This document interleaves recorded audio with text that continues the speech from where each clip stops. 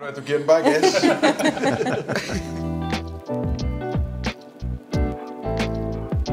Vi har store problemer med huset, fordi vi ikke har noget isolering i vores vægge, som gør, at vi får skimmel. Vi har været nødt til at rykke alle møblerne ud fra de kolde ydervægge, for at sikre, at der ikke er et rum til at skabe fugt. Det fylder meget rent mentalt, at vi ved, at der er den her skimmelvækst. Nu er vi forældre til 3 små børn, og for eksempel det er deres yndlingsvindueskarm at stå og lege i. Jamen, så de står og leger lige op ad det, altså sådan indånder det direkte. Det synes jeg er et problem. De værste konsekvenser, det er jo, at der begynder at komme helbredsproblemer, og huset kan blive ubeboeligt i sidste ende. Altså, jeg nyser og bliver sat helt til at må tage allergipiller og sådan nogle ting. Det betyder meget for os at have vundet facaderenoveringen, fordi vi rent faktisk kan blive boende, frem for at måtte sælge for at finde noget, der var sundere.